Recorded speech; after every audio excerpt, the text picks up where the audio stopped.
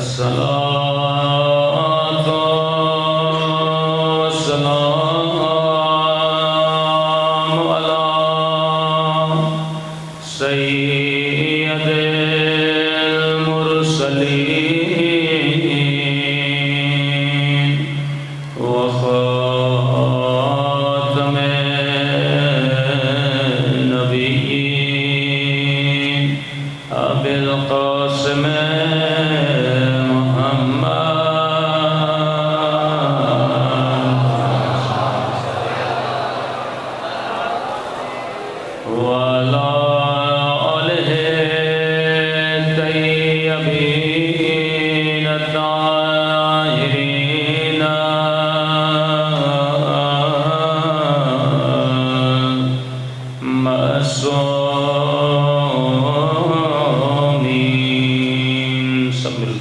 سرکار امام اللہم کل ولیک حجت ابن الحسن صلواتک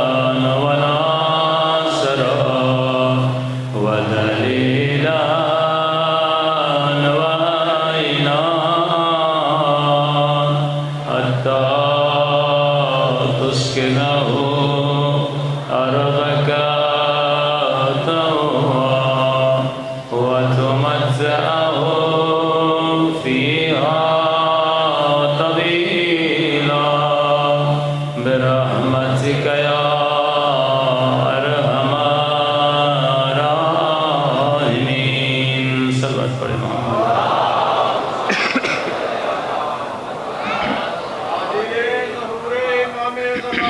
بلند سے بلند تر صلوات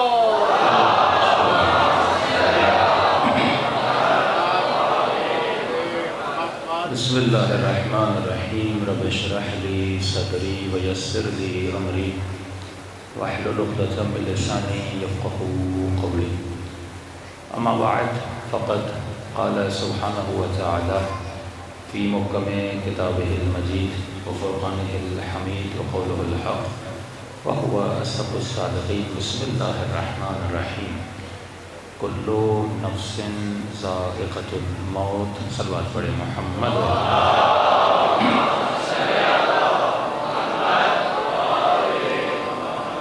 دعا ہے کہ پروردگار عالم ہم سب کی عبادتیں اپنی بارگاہ میں قبول فرما دیں اور جس مقصد حیات اور زندگی کی وجہ سے مجالس میں آتے ہیں ان تمام مقاصد میں ہم سب کو کامیابیاں کامرانیاں نصیب فرمائے۔ آواز کا تھوڑا ایکو کم کر دیں، بار دیگر صلوات پڑھیں محمد و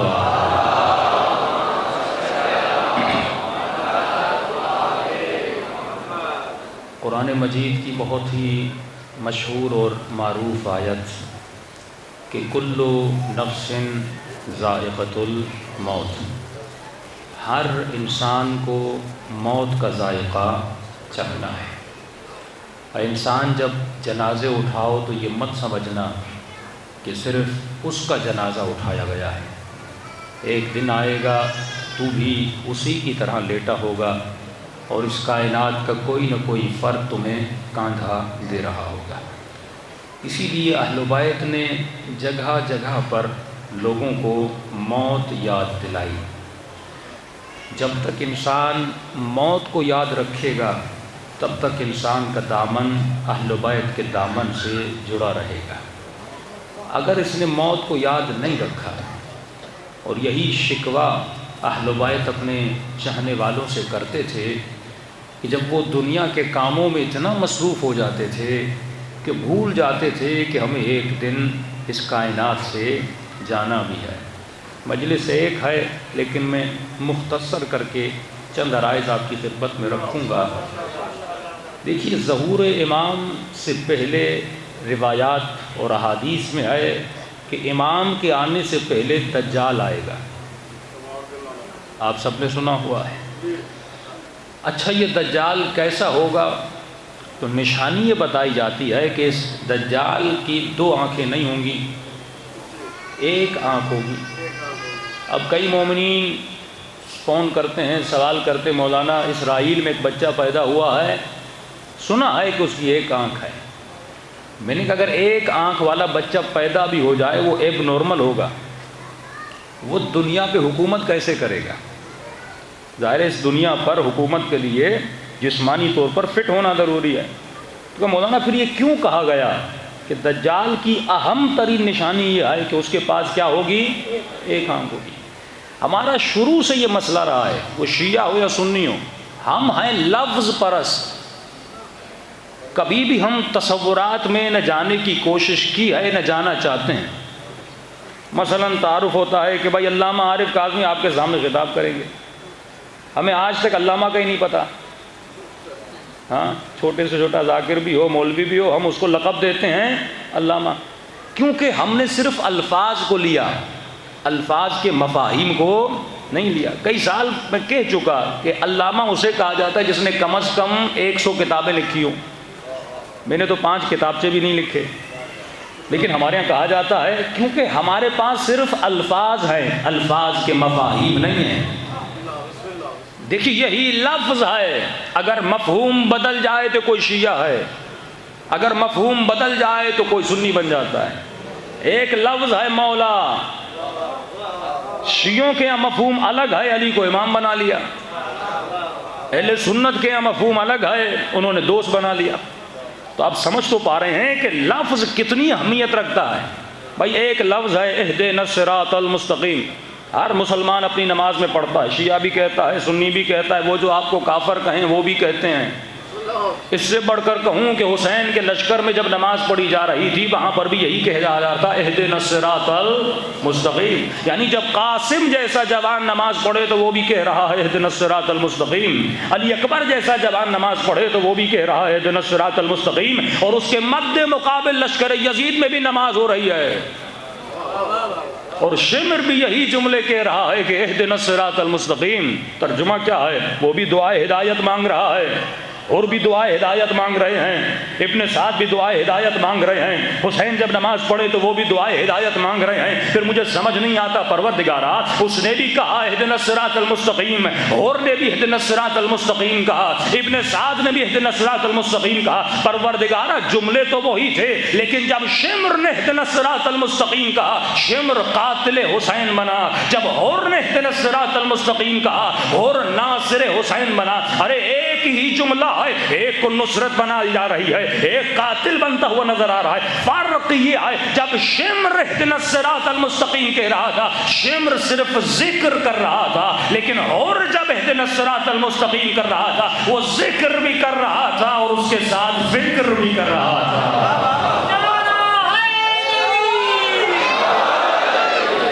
اصل ہدایت اسے ملتی ہے جو الفاظ میں فکر کرے۔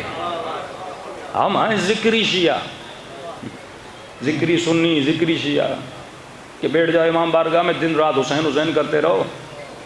ذکر سے کچھ نہیں ملتا جب تک فکر نہ ہو۔ خانقاہوں میں بیٹھ جاؤ، تسبیح اٹھاؤ، اللہ اللہ کرتے رہو، اس اللہ سے تمہیں کچھ نہیں ملے گا جب تک اللہ کی فکر نہ ملے۔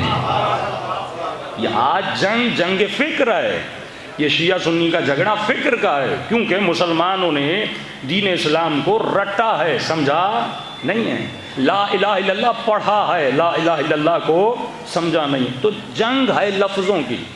تو سن لیا کہ دجال آئے گا، دجال کی ایک آنکھ ہوگی، اور اسی انتظار میں شیعہ بیٹھ گیا کہ کوئی بچہ پیدا ہوگا ایک آنکھ والا۔ لیکن مسئلہ یہ ہے اسی فکر میں بیٹھتے ہوئے اس نے زندگی گزار دی، اور جب مر جائے گا اور ملک الموت کہے گا کیا دجال سے ملے؟ کہے گا نہیں، میں تو انتظار میں تھا۔ کہے گا ارے وہ تو آ بھی چکا، تو اس کا سپاہی بھی بنا ہوا تھا، اسی کی زندگی اور طور و طریقوں پہ زندگی گزار رہا تھا. تو مولا اس دجال سے مطلب کیا ہے؟ دجال سے مراد کیا ہے؟ کہ ایک آنکھ والا ہوگا. فرمایا مومن کے پاس 2 آنکھیں ہیں، دجال کے پاس 1 آنکھ ہے. یہ جسمانی آنکھ کی بات نہیں ہو رہی. کون سی آنکھ ہے؟ فرمایا دجال کے پاس صرف معاش کی آنکھ ہوگی. کس کی آنکھ؟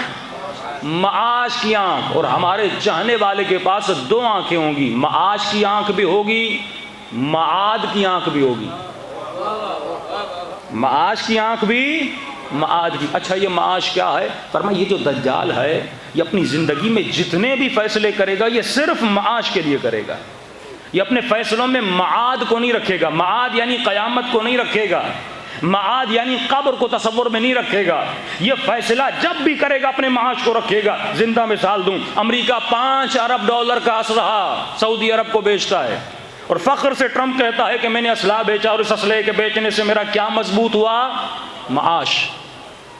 کوئی ٹرمپ سے پوچھے کہ تمہارا اسلحہ استعمال کہاں پہ ہوگا؟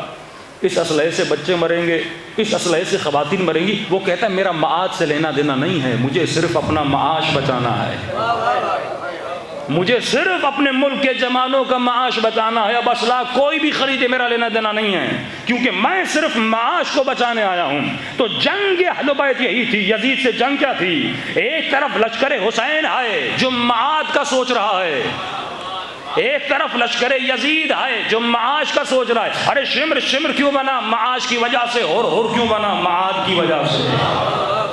اگر اور قیامت کا نہ سوچتا، اگر اور میدان برزخ کا نہ سوچتا، اگر اور اپنی قبر کا نہ سوچتا، کبھی اور نہ بنتا. اگر اور صرف معاش کو ذہن میں رکھتا، یعنی صرف مال کو ذہن میں رکھتا، صرف حکومت کو ذہن میں رکھتا، صرف اس بدن کو بچانے کو ذہن میں رکھتا، تو کبھی بھی اور حسین کے لشکر میں نہ جاتا. لیکن ابن سعد کیوں بنا؟ کیونکہ اس کی زندگی میں جو فیصلہ تھا وہ صرف معاش کو بچانے کا فیصلہ تھا. اب یہی آپ کے ملک کا حال ہے کہ آپ کا وزیر اعظم ہر کمینے سے کمینے شخص کے ساتھ بیٹھنے کے لیے تیار ہو جاتا ہے کہ مجھے $2 ارب مل جائیں، میں ظالم سے ظالم حکمران کا ڈرائیور بننے کے لیے تیار ہوں. کیوں؟ کیا قیامت مضبوط ہوگی؟ کیا قبر مضبوط ہوگی؟ نہیں، مجھے اپنے ملک کا معاش مضبوط کرنا ہے.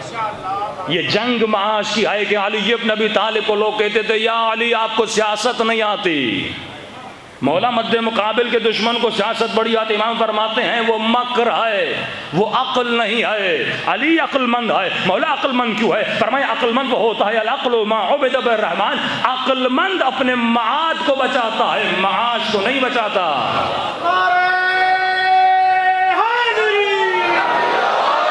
روایت نے اپنی زندگی میں کبھی بھی اپنے اصولوں پر کمپرومائز نہیں کیا کہ اصول بچ جائے حکومت جاتی ہے تو چلی جائے، اصول بچ جائے علی دنیا سے جاتے ہیں تو چلے جائیں، اصول بچ جائے علی اکبر جاتے ہیں تو چلے جائیں، اصول بچ جائے اگر زینب کی چادر لٹتی ہے تو لٹ جائے. کیونکہ جنگ اصول ہے کہ ایک مرتبہ مولا کے لشکر کے پانی پہ معاویہ قبضہ کرتا ہے، علی کا لشکر پیاسا رہ جاتا ہے، پھر مولا کا لشکر حملہ کرتا ہے، پھر ان کے پانی پہ قبضہ کر لیتا ہے. مولا کے سپاہی مولا کے پاس آتے ہیں، کہتے یا علی اس نے پانی بند کیا تھا، ہم بھی پانی بند کریں گے. مولا کا جملہ سنیے، امام فرماتے ہیں علی کبھی کسی پیاسے کا پانی بند نہیں کرتا.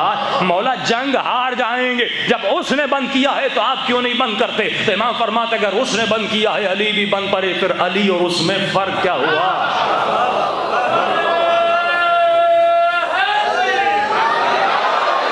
کبھی بھی اپنے اصولوں پر اہل بیت نے کمپرومائز نہیں کیا. مسلم ابن عقیل جس کے مصائب سنتے ہو، ہانی ابن عروہ نے کہا میں بن زیاد کو گھر میں دعوت دیتا ہوں، مسلم تو پردے کے پیچھے کھڑے ہو جانا، میں اس کو باتوں میں مشغول رکھوں گا، اس شرط میں اس سے بات کروں گا جب میرے گھر میں آئے تو کوئی ہتھیار ساتھ نہ ہو. ہانی کہتا ہے ملاقات ہوئی، کئی لمحوں تک میں نے بن زیاد کو کھڑا رکھا اسی انتظار میں ابھی مسلم آئے گا حملہ کرے گا، ابھی مسلم آئے گا حملہ کرے گا. لیکن کافی دیر ہو گئی مسلم نہیں نکلے. بن زیاد کو شک ہوا، وہ گھر سے باہر چلا گیا. میں نے کہا مسلم اتنا اچھا موقع تھا، اگر تم اس کو مار دیتے تو سمجھے کربلا بچ جاتی، کوفہ مسلم کے ہاتھوں میں ہوتا. مسلم کہتے میں حکومت کو بچانے کے لیے نہیں آیا، مسلم اپنے اصولوں پہ کمپرومائز نہیں کرتا. فرمایا میں علی اور حسین کا شاگرد ہوں، کبھی بھی نہتے پہ مسلم حملہ کر نہیں سکتا. یہ اصول علی ابن ابی طالب ہے.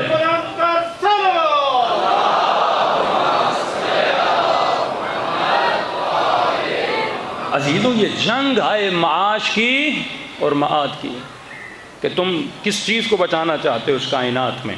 فرسٹ پرائرٹی ہے تمہارے معاد کی. آج مومن سوچے جب تم زندگی میں فیصلے کرتے ہو تو تمہارے فیصلوں میں فرسٹ پرائرٹی معاش کو ہوتی ہے یا معاد کو؟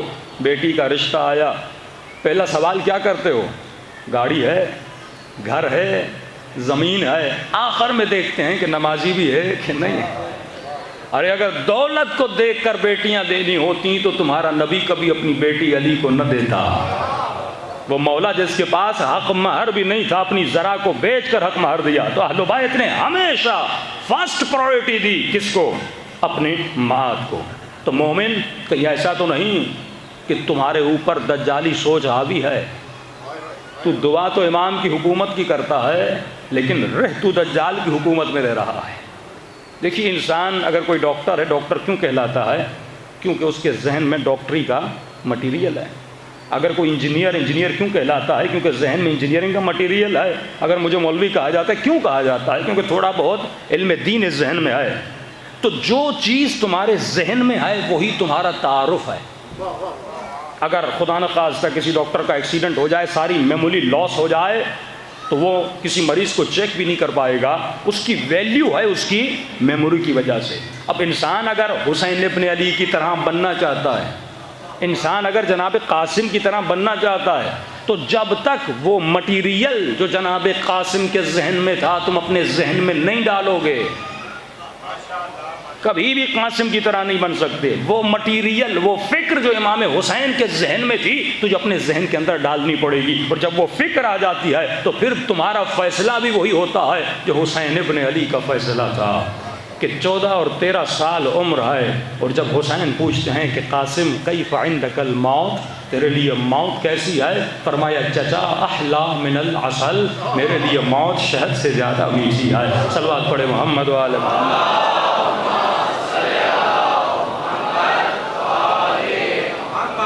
پہلی چیز کہ دجال آ چکا ہے، انتظار نہیں کریے. فرمایا دجال کی پہلی نشانی وہ صرف ایک آنکھ رکھے گا، کبھی بھی قیامت کا نہیں سوچے گا، صرف معاش کا سوچے گا. دوسرا، دجال کہے گا اگر میری بات نہیں سنو گے تو میں تمہاری روزی روٹی کو بند کر دوں گا. اس کو آج کی لینگویج میں کہیں کہ آج دھمکی کیا دی جاتی ہے کہ اے ممالک اگر ہماری باتوں کو نہیں سنو گے تو ہم تمہارے اوپر فائنینشیل سینکشن لگائیں گے. یہ فائنینشیل سینکشن آپ کی روزی اور روٹی کو بند کرنے کا نام ہے. وہ ممالک جو ان کی باتیں نہیں سنتے وہ کن مشکلات میں ہیں؟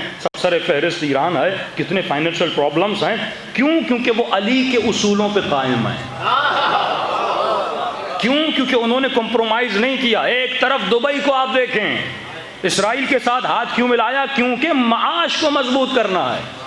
دبئی والوں نے معاد کا نہیں سوچا، تصور کربلا تھا کہ اگر معاد کو بچانے کے لیے تجھے سب کچھ لٹانا بھی پڑے لٹا دینا. کیوں؟ کیونکہ ہم اہل بیت تمہیں دکھا کر گئے کہ دیکھو حسین نے معاد کو بچانے کے لیے علی اکبر جیسے جوان سے لے کر 6 مہینے کے لیے اصغر تک ہر چیز قربان کر دی. اس سے بڑی قربانی تمہیں تاریخ میں مل نہیں سکتی. تو انسان کو سوچنا چاہیے. اور دیکھیے انہوں نے کتنا کنٹرول کیا ہے. اتنا مٹیریل انہوں نے آپ کے جوان کو دیا کہ آپ کا چھوٹا سا بچہ اگر کچھ دیکھنا چاہے اس کے لیے انہوں نے کارٹون بنائے. آپ کا جوان کچھ دیکھنا چاہے اس کے لیے انہوں نے فلمیں بنائی ہیں. آپ کے بوڑھے کچھ دیکھنا چاہیں اس کے لیے بھی انہوں نے کچھ نہ کچھ بنایا ہوا ہے. اور خواتین تو الا ماشاء اللہ دیکھنا چاہیں تو بڑی بڑی سیریز کے ڈرامے انہوں نے بنا لیے ہیں. تو میں تو کہتا ہوں اگر 14 سال سے لے کر 70 سال تک بغیر ناغہ رات کو بنا سویا فلمیں دیکھنا شروع کریں گے، فلمیں ختم نہیں ہوگی، آپ کی زندگی ختم ہو جائے گی. تو دشمن نے کتنا مٹیریل بنایا آپ تصور نہیں کر سکتے. جوانوں کے لیے مٹیریل، بچوں کے لیے مٹیریل، بوڑھوں کے لیے مٹیریل، خواتین کے لیے مٹیریل. یہ مٹیریل کیوں بنایا ہے؟ یہی فکر دجال ہے کہ اس کو فرصت نہ ملے کہ یہ خدا کو یاد کرے. اتنا اس کو بزی کرو، اتنا اس کی لائف کو دنیا میں لگا کے رکھو کہ اسے فرصت بھی نہ ملے کہ یہ سوچے میرا کوئی خدا ہے، میرا کوئی رب ہے، میرا کوئی پروردگار عالم ہے. اس کو فرصت ہی نہ ملے. اور صرف ڈراموں میں نہیں، ہر جگہ اس نے آپ کو مصروف کیا ہے. دیکھیے دشمن، ہم مصروف ہیں لیکن ہمیں احساس نہیں ہے. کیونکہ اتنے مصروف ہیں ہمیں پتہ ہی نہیں ہم کیسی زندگی جی رہے ہیں. دیکھیے یہ انسان ہے، یہاں تک کہ ہمیں کون سی کولڈ ڈرنک پینی ہے وہ بھی دشمن طے کرتا ہے کہ تمہیں کوک پینی ہے، پیپسی پینی ہے. اتنے اس نے ذائقے بنا لیے، اب آپ وہی پیو گے جو وہ کہتا ہے. اس جوان کو کون سے کپڑے پہننے ہیں وہ بھی وہ طے کرتے ہیں. فیشن اینڈ ڈیزائننگ کا پورا شعبہ ان کے ہاتھ پر ہے کہ یہ جوان ٹی شرٹ پہنے گا، جینز پہنے گا، کس فیشن کی پہنے گا وہ بھی انہوں نے آپ کو بتایا. مجھے کھانا کون سا کھانا ہے یہ بھی بچہ کہتا ہے بابا مجھے پزا کھلاؤ. یہ کس کی پروڈکٹ ہے؟ یہ کس کی سوچ ہے؟ کھانا وہ مجھے دے رہے ہیں، میکڈونلڈس پہ کھانا وہ مجھے دے رہے ہیں، کوک مجھے کون سی پینی ہے وہ مجھے دے رہے ہیں، اس جوان کو کپڑے کون سے پہننے ہیں وہ مجھے بتا رہے ہیں، مجھے کون سی چیز ٹی وی پہ دیکھنی ہے وہ مجھے بتا رہے ہیں. اب مومن خود سے پوچھے میری زندگی میں علی کہاں ہیں؟ میری زندگی میں حسین ابن علی کہاں ہیں؟ میں پی بھی ان کی مرضی سے رہا ہوں، میں کپڑے بھی ان کی مرضی سے پہن رہا ہوں، جو برانڈز وہ مجھے دیتے ہیں وہ میں استعمال کر رہا ہوں. ارے وہ دین اسلام جو اتنا باریک تھا، جس نے ایک گلاس پانی پینے کے لیے 7 احکام بتائے، صرف ایک گلاس پانی پینے کے لیے. اے مومن جب پانی پیو تو شروع میں بسم اللہ کہو. اے مومن جب پانی پیو تو گھونٹ گھونٹ کر کے پیا کرو. اے مومن اگر گلاس میں کڑا ہے تو کڑے والی سائڈ پانی نہ پینا. اے مومن اگر گلاس ٹوٹا ہوا ہے تو اس میں پانی نہ پینا. اے مومن اگر صبح پانی پینا ہے تو کھڑے ہو کر پینا. اے مومن رات کو پانی پینا ہے تو بیٹھ کر پینا. اے مومن اگر پانی تم نے رات کو رکھ لیا ہے اور اوپر کوئی چیز ڈھکی نہیں ہے تو اس پانی کو مت پینا، کیونکہ اس میں ابلیس چلا جاتا ہے. ایک گلاس پانی کے لیے مجھے مولا علی اتنا سمجھا رہے ہیں، ایک گلاس پانی کے لیے. فرمایا جب کپڑے لینے جاؤ، یہ کپڑے جب خریدنے کے بعد اپنے بدن پہ ڈال لو تو ایک مرتبہ قبلے کی طرف رخ کرنا اور دعا کرنا، پروردگارا یہ کپڑا جو میں نے رزق حلال سے پہنا ہے، جب تک یہ کپڑا میرے بدن پر ہے مجھے اپنی مخالفت میں نہ ڈالنا، مجھے ویسا بنانا جیسے تو چاہتا. ارے رات کو سونے کے احکام اسلام نے بتائے کہ چہرہ کس طرف کر کے سونا ہے. شادی کرنے کے بعد احکام کیا ہے، اولاد کرنی ہے تو نیت کیا کرنی ہے، اس ماں کے پیٹ میں جب نطفہ ٹھہر جائے تو اس کے احکامات کیا ہے، ہر چیز کو اسلام نے بتایا. 27 احکام ہیں صرف سفرے پر بیٹھ کر کھانے کے. اب بتائیں اسلام نے تو مجھے مٹیریل دیا ہے لیکن میں اس مٹیریل کی طرف جانا نہیں چاہتا. 7 جلدیں کتاب میں ایران کے عالم دین نے صرف ان احکامات پہ لکھی ہیں. اس کا مطلب اللہ یہ چاہتا ہے کہ تم سانسیں لو تو اس کی مرضی سے، تم ان قدموں کو اٹھاؤ تو اس کی مرضی سے. اور سمپل کر دوں اپنے جوانوں کے لیے، دیکھیے آپ دکان پہ گئے، آپ نے ایک چھوٹا سا موبائل لیا، اس موبائل کے ساتھ ایک چھوٹی سی گائیڈ بک ہوتی ہے کہ نہیں ہوتی؟ ہوتی ہے. آپ نے ٹی وی لیا، ٹی وی کے اندر چھوٹی سی گائیڈ بک. جو بھی چیز لینے جاؤ کمپنی ساتھ میں ایک چھوٹی سی گائیڈ بک رکھتی ہے. اچھا یہ گائیڈ بک کیوں ہوتی ہے؟ یہ بتاتی ہے کہ یہ سوئچ آن کیسے ہوگا، سوئچ آف کیسے ہوگا، والیوم ہائی کیسے ہوگا، والیوم لو کیسے ہوگا. اب کوئی جوان ہو سکتا ہے کہے کمپنی والوں کو بھائی پیسے میرے، مال میرا، میں نے موبائل خریدی، میری مرضی جیسے میں استعمال کروں، آپ کون ہوتے ہیں بتانے والے؟ تو کمپنی کہے گی اگر ہماری مرضی سے نہیں چلایا تو گارنٹی ہم نہیں دیں گے، اب جا جیسے استعمال کرنی ہے. اگر گارنٹی چاہتے ہو کمپنی سے تو جیسے ہم کہیں ویسے چلاؤ. اور کمپنی کہے گی ہاں خریدا تم نے ہے، ملکیت تمہاری ہے، لیکن اس موبائل کو بنایا میں نے ہے، تو استعمال تمہیں ویسے کرنا ہے جیسے میں نے کیا یا کہا. اب انسان خود سے سوچے، ہے کوئی انسان جو یہ دعویٰ کرے کہ اس جسم کو میں نے بنایا ہے؟ جب ایک چھوٹی سی کمپنی موبائل بناتی ہے اسے بھی اتنی عقل ہے کہ موبائل کو استعمال کرنے کے لیے گائیڈ بک کا ہونا ضروری ہے. تو جس خدا نے اتنا بڑا جسم بنایا وہ اس جسم کو چلانے کے لیے کوئی گائیڈ بک نہیں دے گا. معصوم فرماتے گائیڈ بک دی ہے، اس گائیڈ بک کا نام ہے قرآن. یہ قرآن تجھے بتائے گی کہ ان آنکھوں کو استعمال کیسے کرنا ہے، ان ہاتھوں کو استعمال کیسے کرنا ہے، ان قدموں کو استعمال کیسے کرنا ہے. اب ہو سکتا ہے کوئی تھوڑا انسان پڑھا لکھا نہ ہو، اس کو گائیڈ بک پڑھنے نہ آئے، تو کمپنی کہتی ہے گھبرانے کی ضرورت نہیں، ہم نے نیچے ہیلپ لائن لکھی ہوئی ہے، ہیلپ لائن پہ فون کر دینا، وہ تجھے سمجھا دیں گے کہ یہ کتاب کہنا کیا چاہتی ہے. تو اے خدا کیا صرف تم نے گائیڈ بک بھیجی ہے یا کچھ ہیلپ لائنیں بھی ہیں؟ اللہ کی آواز ہے کہ گھبرانے کی ضرورت نہیں، میں نے 14 ہیلپ لائنیں بھی رکھی ہوئی ہیں.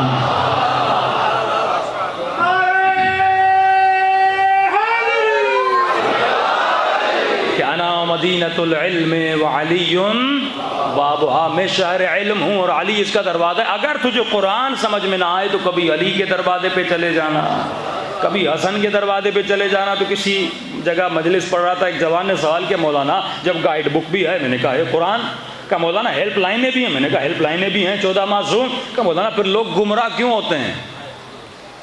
جب گائیڈ بک بھی ہر مسلمان کے گھر پر ہے اور اللہ نے ہیلپ لائن کا بتایا، میں نے کہا مسئلہ یہ ہے کہ وہ رانگ نمبر ڈائل کرتے ہیں۔ اگر یہ صحیح نمبر ڈائل کرتے جو رسول بتا کر گئے تھے کہ اولنا محمد، اوسطنا محمد، آخرنا محمد، بل کلنا محمد، کہ ہمارا پہلا بھی محمد ہے، ہمارا درمیانہ بھی محمد ہے، ہمارا آخری بھی محمد ہے، کہ جب حر نے صحیح نمبر ملایا تو حر جنت میں گیا۔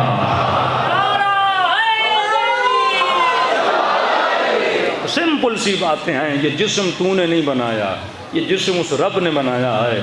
اب مسئلہ یہ ہے کہ اس جسم کو چلانا کیسے ہے؟ میں گائیڈ بک امریکہ سے لیتا ہوں، میں گائیڈ بک ڈراموں سے لیتا ہوں، اس خاتون کو کپڑے کون سے پہننے یہ دیکھتی ہے، فلاں ایکٹر نے کون سے کپڑے پہنے، اس جوان کو کپڑے پہننے، یہ سیلیبریٹیز کا عاشق ہے۔ بڑے بڑے ایکٹر، بڑے بڑے کھلاڑی، یہ ان سیلیبریٹیز کے پیچھے آئے۔ اس نے اپنا رول ماڈل علی بن ابی طالب کو نہیں بنایا۔ کب رول ماڈل بنائے گا؟ اے جوان، جب تو موت کو یاد رکھے گا، جب تو قیامت کو یاد رکھے گا۔ معصوم فرماتے یہ نہیں کہ اپنے معاش کو نہیں بنانا، جتنا مال جمع کرنا ہے کرو، بہترین سواری رکھو، بہترین گھر بناؤ، لیکن جب مال کمانے جاؤ پہلے یہ سوچنا اس مال سے میری آخرت کو نقصان تو نہیں ہوگا، اس کام سے میری قیامت کو نقصان تو نہیں۔ اگر تمہاری قیامت بچ رہی ہے، جو کرنا ہے کرو۔ کمانے تو علی بھی جاتے تھے، کبھی میں سمیت تمار کی دکان پہ بیٹھتے تھے، کبھی یہودی کے باغ میں کام کرتے تھے، لیکن جب رات کو گھر آتے تھے بوریاں اٹھاتے تھے اور یتیموں میں تقسیم کرتے تھے، کہ علی راتوں کو اپنے معاد کو یاد رکھ رہے ہیں، صرف معاش کے پیچھے نہیں ہے۔ صلوات پڑھے محمد وعلی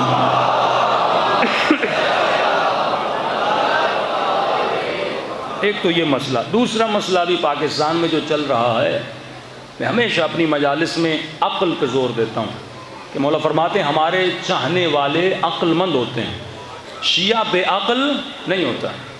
کیوں فرمایا العقل مع عبد الرحمن نحن ابناء الدلیل؟ شیعہ جب بھی بات کرتا ہے دلیل سے بات کرتا ہے۔ ابھی مولا فرماتے جب فتنے ہو جائیں تو اس اونٹنی کے بچے کی طرح بن جا جس پر نہ کوئی سواری کر سکے، جس سے کوئی نہ دودھ لے سکے۔ اس کا کیا مطلب؟ یعنی عقل مندی سے دشمن کا مقابلہ کر۔ قرآن میں ایک آیت ہے، آیت جہاد، جس میں خدا کہتا ہے جیسا حربہ دشمن تمہارے لیے استعمال کرتا ہے ویسا حربہ تم استعمال کرو۔ لفظ ہے کافہ، جو روش جو طریقہ دشمن استعمال کرتا ہے۔ ابھی زیارت عاشورہ پہ بڑے مسائل ہوئے اور میرا اس سال کا عشرہ بھی اتفاق سے مقامات زیارت عاشورہ کے عنوان سے تھا۔ 18 مقامات ہیں زیارت عاشورہ کے، ہم الفاظ پڑھ رہے ہیں لیکن ہمیں احساس نہیں ہے۔ سب سے بڑی دعائیں اگر عالم تشیع میں کسی زیارت میں ہیں وہ زیارت عاشورہ میں۔ آپ پہلی دعا کرتے ہیں اللہم اجعلنی محیای محیا محمد وآل محمد، اے خدا میری حیات میری زندگی ایسے بنا جیسی حسین ابن علی کی تھی۔ اس سے بڑی کوئی دعا ہو سکتی ہے؟ دوسری دعا ومماتی ممات محمد وآل محمد، اے خدا میری موت بھی ایسے قرار دے جیسے اہل بیت کی تھی، یعنی دعائے شہادت۔ اس سے بڑی دعا ہو سکتی ہے؟ تیسرا جملہ انی سلم لمن سالمکم، اب یہ جملہ ہم کہتے ہیں لیکن اس پہ عمل ذرا برابر نہیں کرتے۔ اے خدا میں ہر اس شخص سے محبت کرتا ہوں جس کے دل میں محمد اور آل محمد کی محبت ہے۔ یہاں تو یہ اس کو غالی کہتے ہیں کہہ رہے ہیں، دوسری طرف شیعہ سے لڑ رہا ہے۔ ہم دعائیں پڑھتے ہیں لیکن دعاؤں کے مقاصد کو نہیں پڑھتے۔ اور آخر بہت بڑی دعا کہ اللہم اجعلنی، میرے قدوم کو ثبت لی قدم صدق مع الحسین فی الدنیا والآخرہ، اے خدا مجھے دنیا میں بھی ثابت قدم بنا، آخرت میں بھی ثابت قدم بنا۔ کس کے ساتھ؟ حسین ابن علی کے ساتھ۔ اس سے بڑی دعا کہ اے خدا یوم الورود جب میں جنت میں داخل ہو جاؤں تو پہلی زیارت جو کروں حسین ابن علی کی زیارت کروں۔ یہ کوئی دعا ہو سکتی ہے؟ مقام معیت معکم فی الدنیا والآخرہ، اے اہل بیت رسول میں دنیا میں بھی آپ کے ساتھ رہنا چاہتا ہوں، میں آخرت میں بھی آپ کے ساتھ رہنا۔ 18 مقامات ہیں، ہم دعائیں پڑھتے ہیں لیکن دعاؤں کو سمجھتے نہیں ہیں۔ انی حرب لمن حاربکم، مولا جن سے آپ کی جنگ آئے ان سے میری جنگ آئے۔ یہ سب سے بڑا مقام ہے، فرماتی ہے مقام انتقام ہے۔ کہ آدم سے لے کر خاتم تک ہر نبی اشک روتا تھا کہ مولا علی ایک مرتبہ زار و قطار رو رہے تھے. سلمان یا مولا کے صحابی نے پوچھا یا علی آپ رو کیوں رہے؟ فرماتے شوقا لرؤیتہ، میں اپنے 12ویں بیٹے کی زیارت کے شوق سے رو رہا ہوں. ہر نبی نے دعا کی کہ ہمیں 12ویں کے لشکر میں شامل فرما، ہر نبی نے دعا کی. اور یہ دعا آپ کریں، دعا انتقام.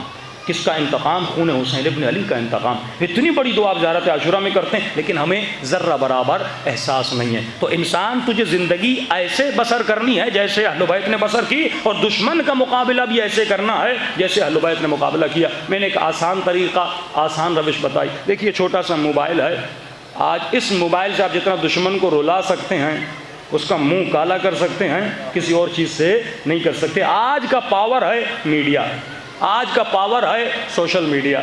اب یہ جوان گھنٹوں گھنٹوں فیس بک پہ لگاتا ہے، اگر یہ گھنٹے دفاع مکتب اہل بیت میں لگا لے، یہ گھنٹے دفاع ولایت علی ابن ابی طالب میں لگا لے تو یہ بہت سارا ثواب کما سکتا ہے. وہی کام جو کربلا کے میدان میں امام حسین نے کیا، اب وہ کام آج موبائل پہ کر سکتے ہیں. زیادہ نہیں، 24 گھنٹوں میں آدھا گھنٹہ نکالو اس موبائل کے لیے، فیس بک کے لیے، ٹویٹر کے لیے، یوٹیوب کے لیے. وہ کلپ کی صورت میں ہو، وہ کسی چیز کو شیئرنگ کی صورت میں ہو، لیکن مجھے کام کرنا کیسے ہے؟ اس روش سے کام کرنا ہے جو اہل بیت نے کہی. آج بڑا شوشہ ہے، مجھے پنجاب کا نہیں پتہ، لیکن سندھ میں تقریباً 30 سے 35 جوانوں پر FIR کاٹی گئی. اب FIR کٹ گئی، اس نے فیس بک پہ کہہ دیا کہ فلاں فلاں پہ لعنت، اور FIR کٹ گئی، بھائی اس نے صحابہ کی توہین کی ہے. اب بھائی یہاں کچھ کہو نہیں، اگر کہتے ہو تو پھر علی کی طرح میدان میں رکے رہو، بھاگو نہیں. ایک طرف لعنت کی، اس کی طرف انہوں نے ایک بیانیہ دیا، بھائی ہم معافی چاہتے ہیں، ہم نے امیر المؤمنین امیر شام کو گالی دی ہے. اب معافیاں بھی مانگ رہے ہیں. بھائی یہاں آپ یہ کام نہ کرتے، یا کرتے ہو تو اپنی جگہ پہ کھڑے رہو. پہلی بات تو یہ کام کرنا آپ کو چاہیے نہیں. اس روش سے کام کرو جس روش سے دشمن تمہیں پکڑ نہ سکے. میں آپ کو بڑی آسان روش دیتا ہوں، محرم سے کئی جوانوں کو میں دے چکا، آپ کو بھی دے رہا ہوں. دیکھیے یہ مت کہیے کہ فلاں فلاں پہ لعنت. آپ لعنت بھیجو گے تو FIR کٹ جائے گی، ٹھیک ہے نا. آپ نبی کے فرمان کو کوٹ کرو. آسان روش بتا رہا ہوں، مستدرک حاکم سے، طبری سے، صحیح مسلم سے، صحیح بخاری سے. آپ ان کو بتاؤ کہ ان کی کتابوں میں کیا لکھا ہے، کیونکہ ان کے مولوی ان کی کتابیں ان کو پڑھنے نہیں دیں گے. آپ یہ بتاؤ کہ رسول نے بنی امیہ کے لیے کیا کہا. آپ یہ بتاؤ کہ رسول نے بنی تمیم کے لیے کیا کہا. آپ یہ بتاؤ کہ رسول نے امیر شام کے لیے، ابو سفیان کے لیے کیا کہا. ہاں ایک حدیث میں پڑھ دیتا ہوں جو محمد علی مرزا نے بھی اس محرم میں پڑھی ہے. ایک اہل سنت کی کتاب مستدرک میں، اس میں یہ جملے لکھے ہیں کہ رسول خدا ایک اونچائی سے نیچے جا رہے تھے اور 3 افراد نیچائی سے اوپر جا رہے تھے. ایک گدھے پہ سوار تھا، ایک گدھے کو ہانک رہا تھا، ایک کے ہاتھ میں رسی تھی وہ لے کر جا رہا تھا. رسول کی جیسے ان تینوں پہ نگاہ پڑی، فرمایا سوار پر بھی لعنت، جو ہانک رہا ہے اس پر بھی لعنت، جس کے ہاتھ میں رسی ہے اس پر بھی لعنت. اب اس کتاب میں اس نے لکھا نہیں کہ یہ 3 کون تھے، اس نے بچا لیا. لیکن ایک اور کتاب اہل سنت کی، اس نے لکھا کہ جو سوار تھا وہ ابو سفیان تھا، جو ہانک رہا تھا وہ اس کا بھائی یزید تھا، جس کے ہاتھ میں رسی تھی وہ امیر شام تھا. اب یہ میں تو نہیں کہہ رہا، رسول کہہ رہے ہیں. اب FIR کاٹنی ہے تو اپنے نبی پہ کاٹ.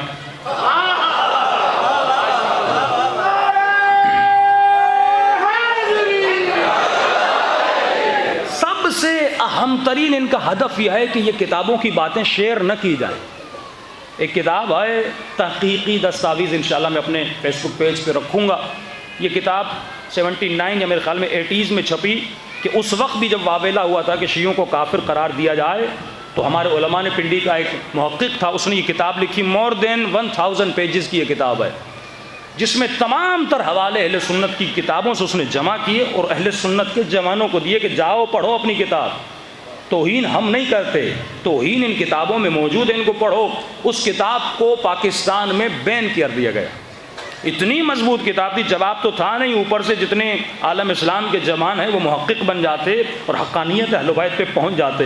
تو ہم نے کہا چلو بین لگ گیا تو ہم نے اس کا نام چینج کر دیا ہے ریسرچ فرام سنی بکس. اس کو PDF فارمیٹ میں ڈال دیا ہے۔ تو اب ہر جوان کا کام یہ ہے، اپنا کلیگ ہے مسلمان، کیونکہ سیستانی فرماتے ہیں اہل سنت تمہارے بھائی نہیں تمہاری جان ہے، تو اب اپنی جان کو کون جہنم میں جانے دے گا؟ کوشش یہی ہے نا کہ اپنی جانوں کو بچایا جائے اور جنت کا راستہ دکھلایا جائے۔ تو آپ ایسے ہی جنت کا راستہ دکھلا سکتے ہیں جیسے مولانا اسحاق نے بتایا، مولانا طارق جمیل قبلہ طاہر القادری صاحب ابھی اہل سنت کے جوان ہیں، محمد علی مرزا یا انجینئر کے نام سے مشہور ہے۔ ایسے جوان پیدا ہو چکے ہیں۔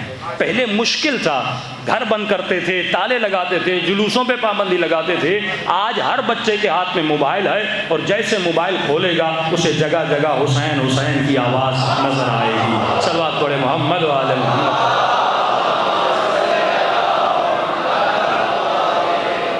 تو علمی طریقے سے علماء فرماتے ہیں اتحاد کا مطلب ہرگز یہ نہیں کہ ہم اپنے عقائد سے ہاتھ اٹھا لیں۔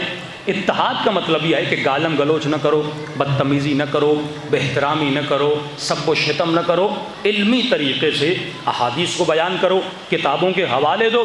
آج بہترین طریقہ یہی ہے کہ آپ علمی طریقے سے، انہوں نے کتنی گالیاں دی لیکن ہمارے کسی بھی عالم نے کوئی گالی نہیں دی۔ یہ تربیت بتا رہی ہے کہ یہ مکتب علی کا پڑھا ہوا ہے اور وہ فلاں مکتب کا وتیرہ ان کا تھا کہ 70 سالوں سے ممبروں سے مولا علی کو برا بھلا کہا گیا۔ علی نے کبھی بھی ان کے جواب میں گالی نہیں دی تھی۔ علی کی زبان سے بھی قرآن کی آواز نکل رہی تھی، اور اسی علی کا بیٹا حسین بھی لو کے نیزہ پہ قرآن پڑھ رہا تھا۔ یہ سیرت اہل بیت رہی ہے۔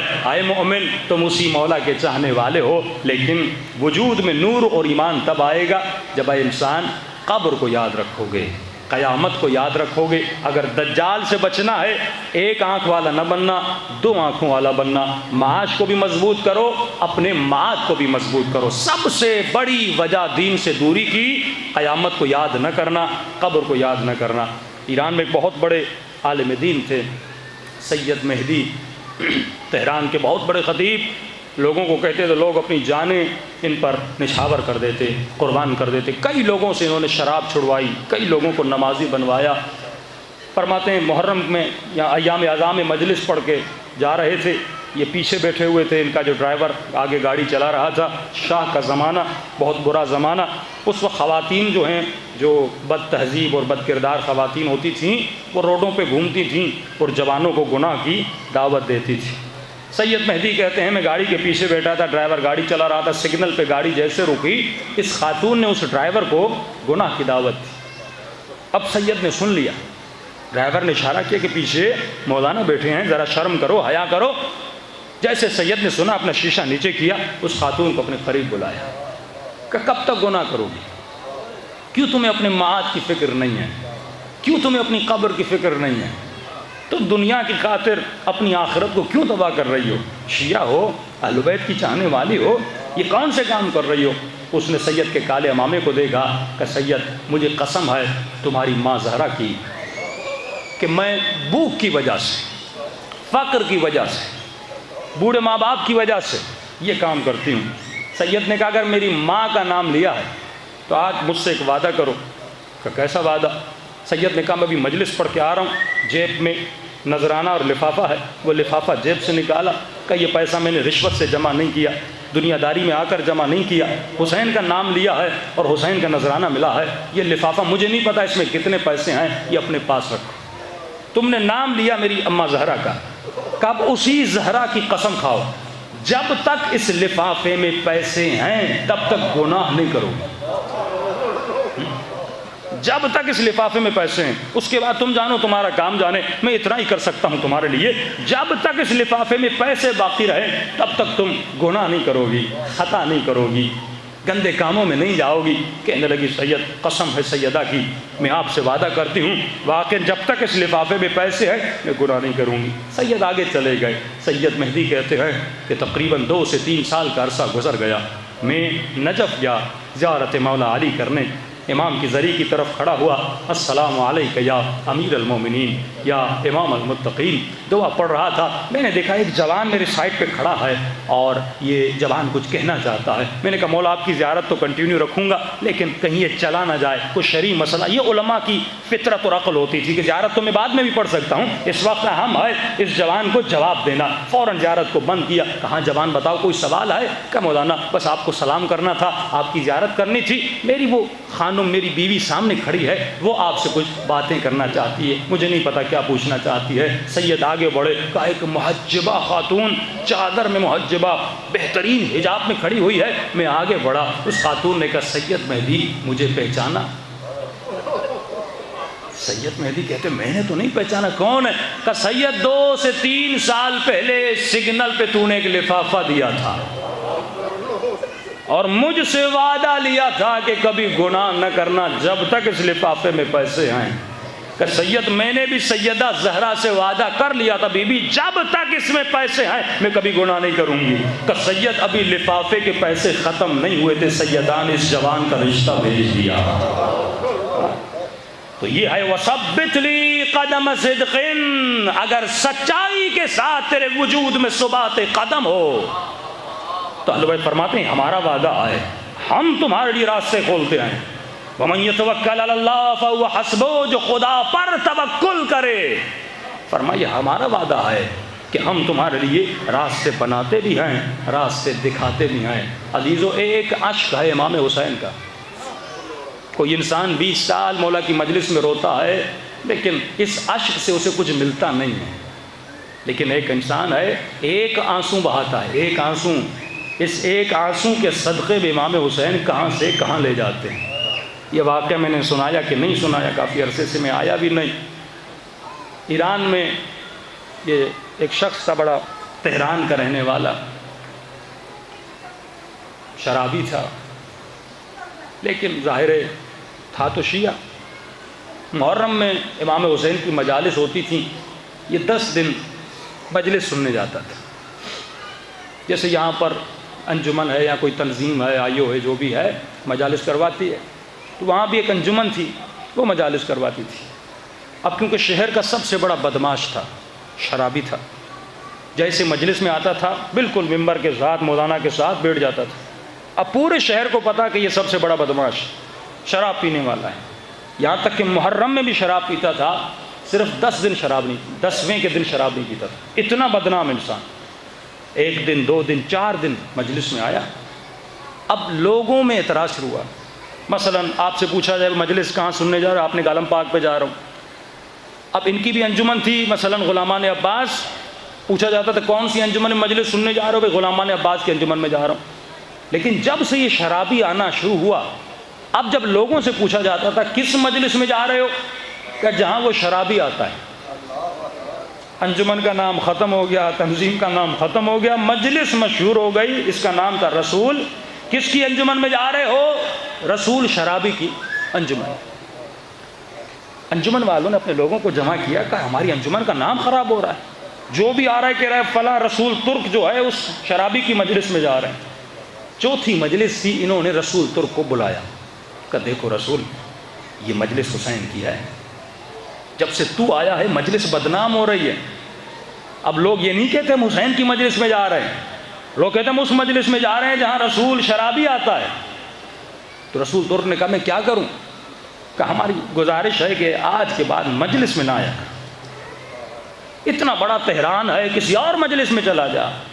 رسول ترک کا بدماش تھا، لڑنا چاہتا تو لڑ بھی سکتا تھا۔ رسول ترک نے میں نے تو سنا ہے کہ حسین کی مجلس میں جو بھی چاہے آ سکتا ہے، میں نے تو سنا اس مجلس میں لوگ آ کے شفا لیتے ہیں، تم مجھے روک رہے ہو؟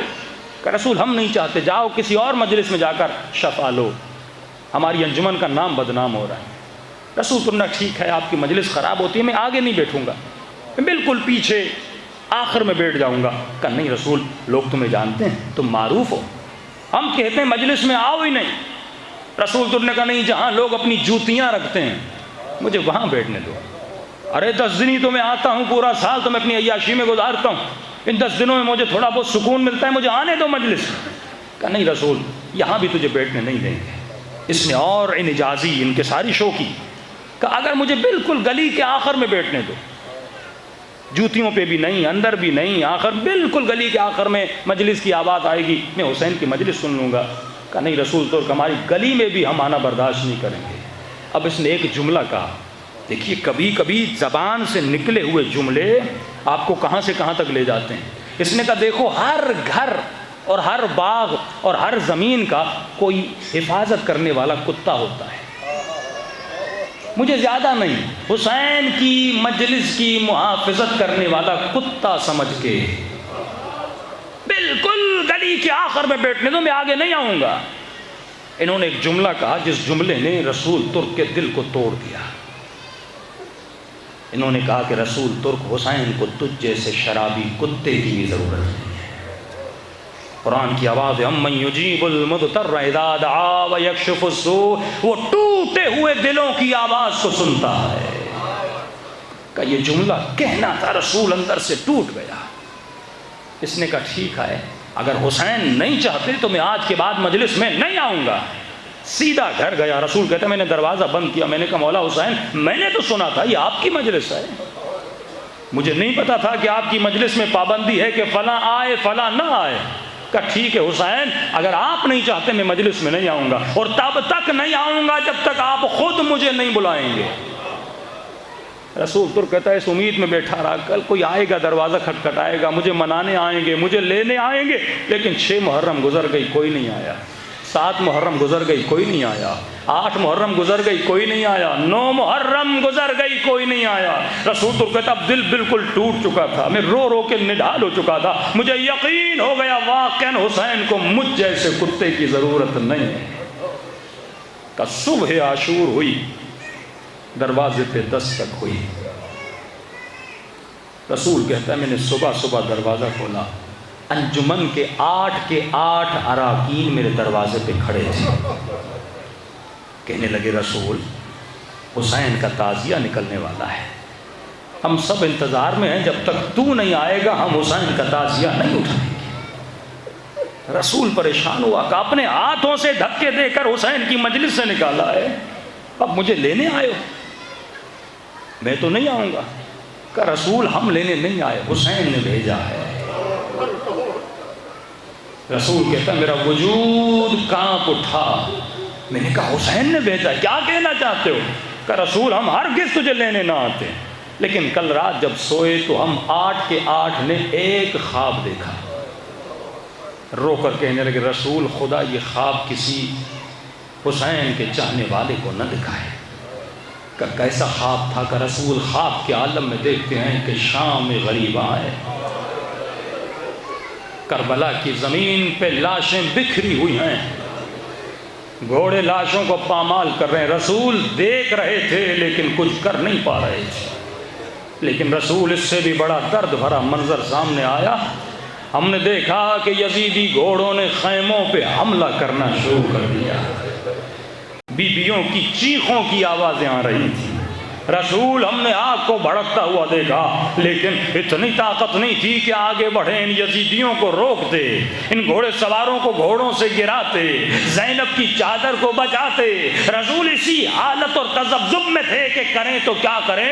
ہم نے دیکھا ایک کتا ہے جو خیموں کے ارد گرد بھاگ رہا ہے، کبھی یزیدیوں کو یہاں بھگا رہا ہے، کبھی یزیدیوں کو وہاں بھگا رہے. ہم پریشان ہو گئے، ارے ہم نے تو تاریخ میں نہیں پڑھا کربلا میں کوئی ایسا کتا موجود ہو. کر رسول خواب کے عالم میں، تعجب کے عالم میں جب غور سے اس کتے کو دیکھا، رسول اس کا چہرہ تیرا چہرہ تھا. اتنا سننا تھا رسول زمین پہ گر گئے. کہ حسین نے اس قابل بھی بنایا کہ میں کم از کم حسین کے خیموں کا محافظ بنوں. ایک جملہ جب خلوص سے کہہ دو اور حسین قبول کر دیں، وہ جانتے ہیں کہ کس ظرف میں یہ ظرفیت ہے کہ اسے یہ عطا کیا جائے. کہتے ہیں 22 سال گزر گئے. اس دن کے بعد رسول ترک کی نماز شب قضا نہیں ہوئی. آغائے کافی کہتے ہیں دعائے ندبہ ہوتی تھی، لوگ اپنے گھروں کو چلے جاتے تھے، 2 گھنٹہ رسول روتا رہتا تھا. آغائے کافی کہتے تھے رسول دعا ختم ہو گئی، رو کیوں رہے ہو؟ کہ مولانا دعا پڑھی امام زمانہ ہے، جب تک میرا مولا آئے گا نہیں میں رونا بند کیسے کروں. یہ تھا رسول ترک. دوستوں کو بلایا کہ اس شب جمعہ میں مر جاؤں گا۔ فرمایا تہران کی کوئی مجلس نہیں تھی جس میں رسول کو دعوت نہیں دی جائے، فرمایا جہاں رسول آتا تھا اس مجلس میں رونق لگ جاتی تھی، گریا ہوتا تھا کہ اس شب جمعہ میں مر جاؤں گا۔ لوگوں نے کہا رسول مذاق کر رہا ہے، کہ مجھے دفن کرنا قم میں، تہران میں نہیں۔ رسول کہاں مذاق کیوں کر رہے ہو؟ کہ کچھ بھی ہو جائے میرا جنازہ قم نو کے قبرستان میں لے جانا، جو قبرستان حرم معصومہ قم کے پیچھے پل آہنچی کی طرف ہے، جب جائیں تو جائیے گا ایک فاتحہ پڑھ لیجئے گا، کہ مجھے وہاں پر جا کے دفن کرنا۔ انہوں نے سمجھا رسول مذاق کر رہا ہے، دوست کمرے میں بیٹھے تھے، رسول بستر پہ بیٹھا تھا، کہ اچانک رسول نے کہا میرا وقت آ گیا، کہ رسول کے چہرہ نورانی ہو گیا اور فوراً اٹھ کے کھڑا ہو گیا اور ادب سے کہنے لگا السلام علیک یا ابا عبداللہ۔ رسول کسے سلام کر رہے ہو؟ کہ میرا آقا مجھے لینے کے لیے آیا ہے۔ کہ بس رسول بیٹھا، روح پرواز کر کے چلی گئی، غسل دیا، کفن دیا، وصیت تھی قم نو کے قبرستان میں لے جانا۔ کہ قبرستان والوں کو فون کیا کہ کوئی قبر ہے، ہمیں حسین کے چاہنے والے کے لیے قبر چاہیے۔ قبرستان والوں نے کہا ساری قبریں بیچ چکے ہیں، زمین کا چھوٹا سا ٹکڑا بھی نہیں بچا۔ کہ وصیت کے مطابق ہم تو لے کر گئے، قبر ملے نہ ملے، کیونکہ رسول کی وصیت تھی۔ فرمایا جب قبرستان کے دروازے پر پہنچے، پہلے سے ایک جوان دروازے پہ کھڑا تھا، دور سے دوڑتا ہوا آیا اور کہنے لگا یہ جنازہ حاج رسول کا ہے۔ ہم پریشان کہ تجھے کیسے پتا چلا؟ اور آج تک ہم رسول ترک کہتے تھے، حاج نہیں کہتے تھے۔ حاج یعنی جو حج کر کے آیا ہو۔ کہ یہ حاج رسول کا آپ کو کیسے پتا چلا؟ کہ جلدی آؤ، میں نے قبر بھی کھود لی ہے، میں نے بندوبست بھی کہا۔ ہم نے تو فون کیا، قبرستان میں ایک قبر نہیں تھی۔ کہاں قبر نہیں تھی، سب نے خرید لی تھی، یہ بھی قبر میری ہے۔ کہ تجھے کیسے پتا چلا؟ کہ رات کو سو رہا تھا، حسین خواب میں آئے اور مجھے کہا اے میرے جوان، کیا تو اپنی قبر حسین کو دے گا؟ میں نے کہا مولا آپ پہ جان قربان، قبر کی حیثیت کیا ہے؟ مولا آپ کی قبر تو کربلا میں ہے، آپ کو قبر کی کیا ضرورت ہے؟ کہ نہیں قبر مجھے نہیں چاہیے، میرا ایک عاشق کا جنازہ آنے والا ہے، حسین اس کے لیے قبر لینے آئے ہیں۔ پر میں اگر تو یہ قبر میرے اس عاشق کو دے گا تو میں تجھے وادی السلام میں ایک قبر عطا کروں گا۔ کہ مولا وہ کون ہے؟ فرمایا حاج رسول، حسین نے اسے حاجی بنا لیا۔ تو ایک اشک انسان کو کہاں سے کہاں لے جاتا ہے، ایک ٹوٹے ہوئے دل سے آواز انسان کو کہاں سے کہاں لے جاتی ہے۔ تو عزیزو، اگر مصائب بھی ہمیں حسین سے نہ ملا پائیں تو ان مصائب کا فائدہ نہیں ہے۔ مجلس میں آؤ تاکہ اپنے وجود کو بدلو، دلوں کو کربلا لے جائیں اور سلام کریں اپنے آقا حسین کو۔ چند جملے مصائب کے، ٹائم میرے پاس اتنا نہیں ہے، ابھی کافی مومنین کربلا نہیں جا سکتے، لیکن یہ جسم ہے جو کربلا نہیں جا سکتا، لیکن آپ کی روح کربلا کا سفر کر سکتی ہے۔ تو اگر کسی مومن کو سلام نہیں بھی آتا، حسین کا نام تو سب کو آتا ہے، تو ایسے حسین کو صدا دیجئے جیسے کربلا میں سکینہ نے بابا کو آواز دی۔ السلام علی الحسین وعلی علی ابن الحسین، حسین کی صدا بلند ہو، وعلی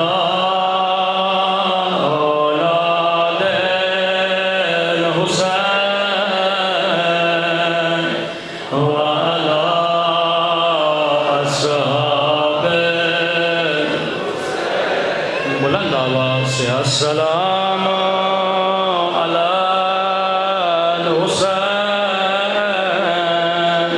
وعلی علی ابن بلند آواز سے، وعلی الحسین وعلی اصحاب، سب مل کے السلام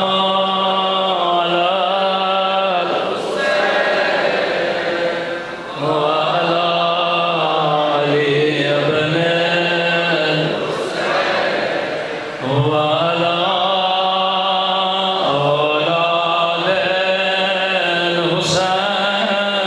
الحسين وعلى أصحابه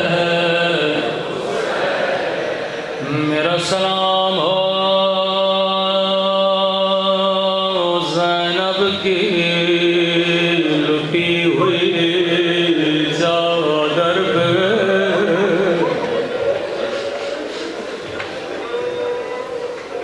میرا سلام ہو زخمی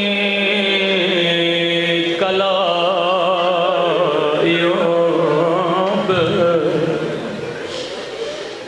عزیزو یہ سلام میرے سلام نہیں امام زمانہ کے سلام ہے سنو گے کیسے اپنے دادا کے مسائل پڑھتے فرمایا میرا سلام ہو ان خشک پھٹے ہوئے ہونٹوں پہ میرا سلام ہو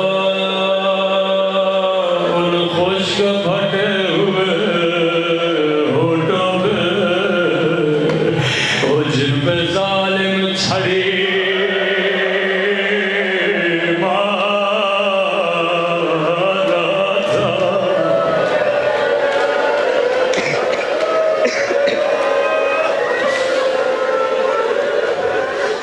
میرا سلام ہو ننھے سے رخساروں پہ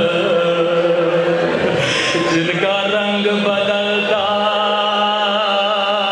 رہا یہ نہیں کہا جن کا رنگ بدل گیا فرمایا جن کا رنگ بدلتا رہا کبھی تماچوں سے رنگ کالا تھا کبھی رنگ نیلا تھا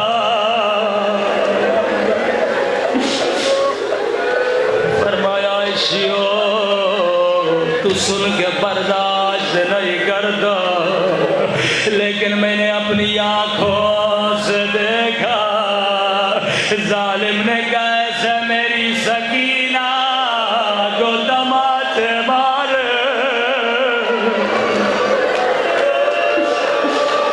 کیسے میری بکھی زینب کی چادر چھینے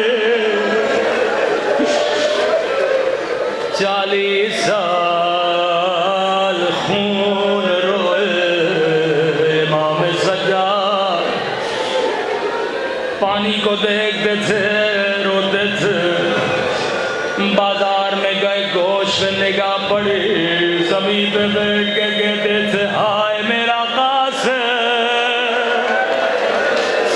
ہائے میرا علی اکبر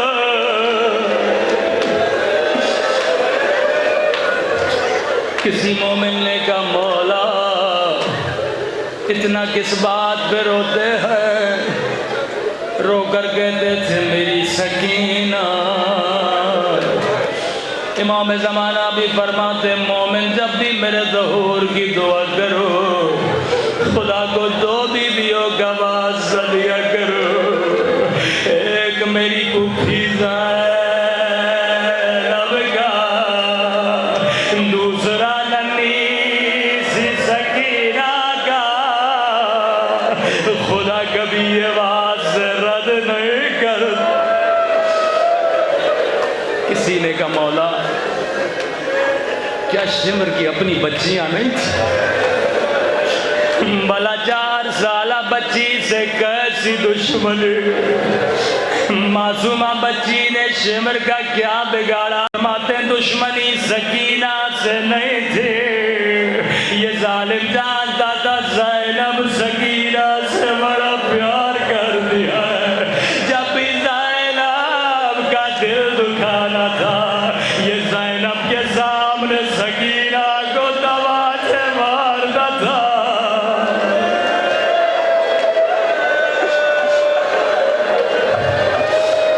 جب بھی میرا کلیجہ جلانا تھا یہ سکینہ مدینہ کو تازیان بڑے مصائب آئے امام سجاد پہ. کسی نے کہا مولا وہ کون سی مصیبت ہے جس پہ آپ خون روتے؟ رو کر کا شام شام شام. اکبر کے سینے میں برچھی لگی. سجاد نے ایسا جملہ نہیں کہا. علی اصغر کے گلے میں تیر لگا. سجاد نے ایسا جملہ نہیں کہا. عباس کے کٹے ہوئے بازو اٹھائے. سجاد نے ایسا جملہ نہیں کہا.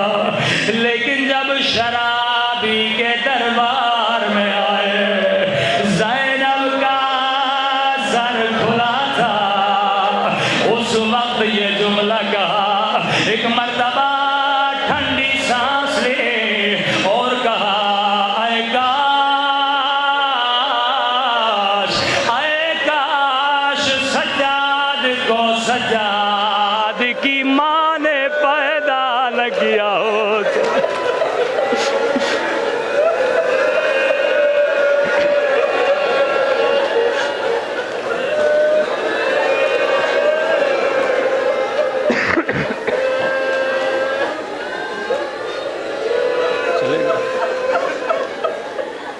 لاؤڈ سٹارٹ ہوگا.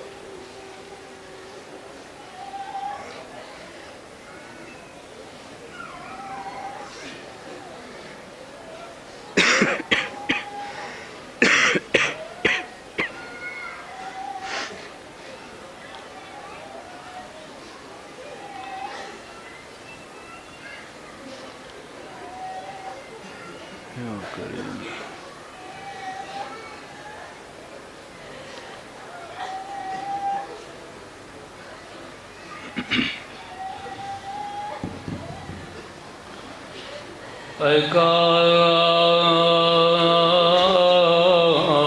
سجاد کو سجاد کی ماں نے پیدا نہ کیا ہوتا.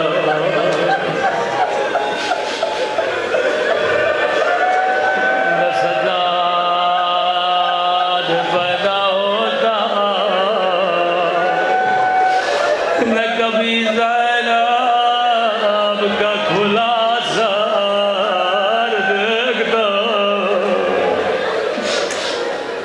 کسی نے کہا مولا دربار میں ایسا کیا ہوا تھا؟ فرمایا اگر سننے کی طاقت ہے تو سجاد سنانا چاہتا ہے. عجیب درد بھری روایت ہے. امام زمانہ اگر مجلس میں موجود ہے مجھے معاف کریے. فرمایا شرابی کا دربار تھا. ایک رسی تھی شرابی کا دربار تھا. ایک رسی تھی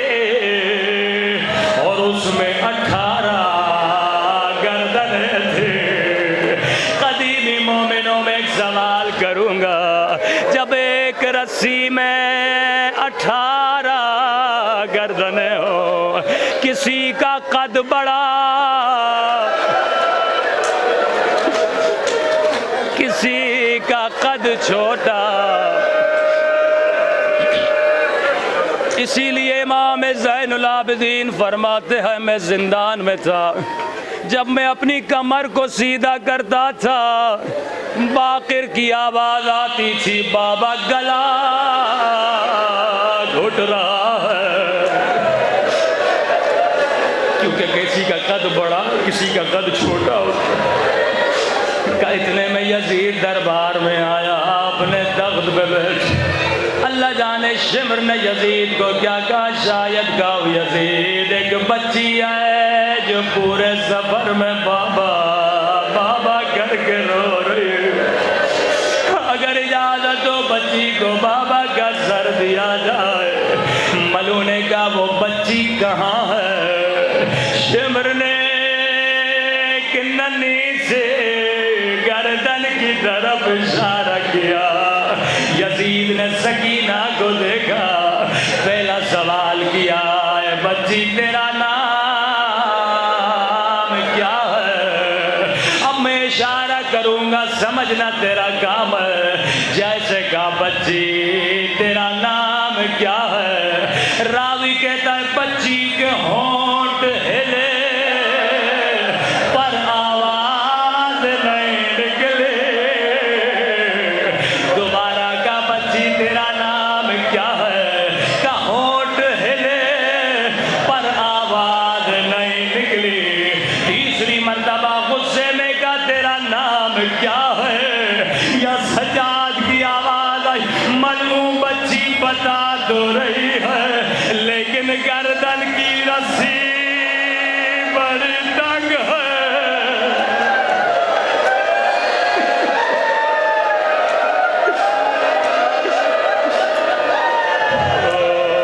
گردن کی رسی بڑی تنگ ہے، بچی کی آواز کیسے نکلے؟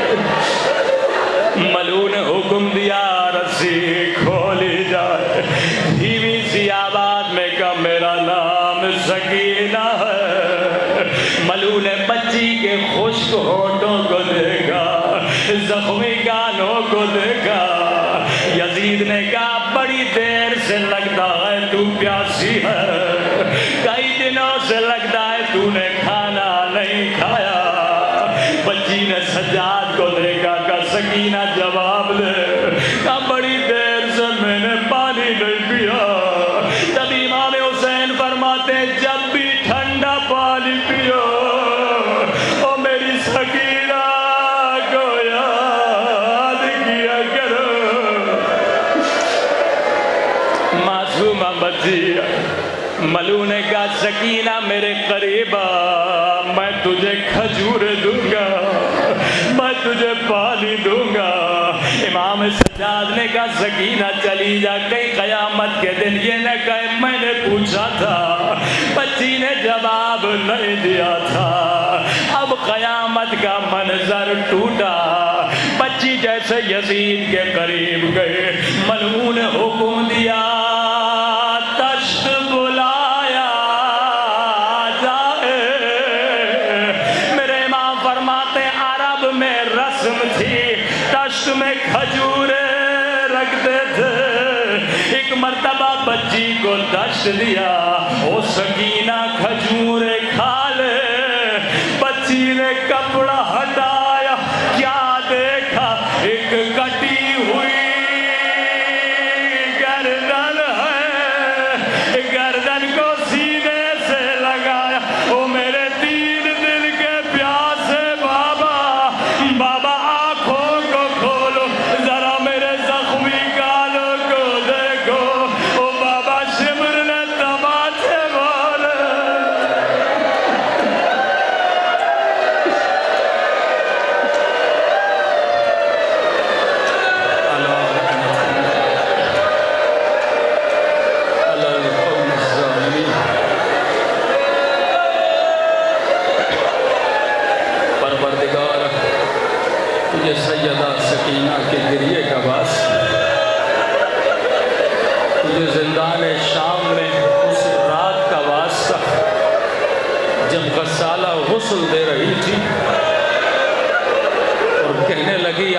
شہزادی زینب بدن سے پیرہن اتاروں یا نہ؟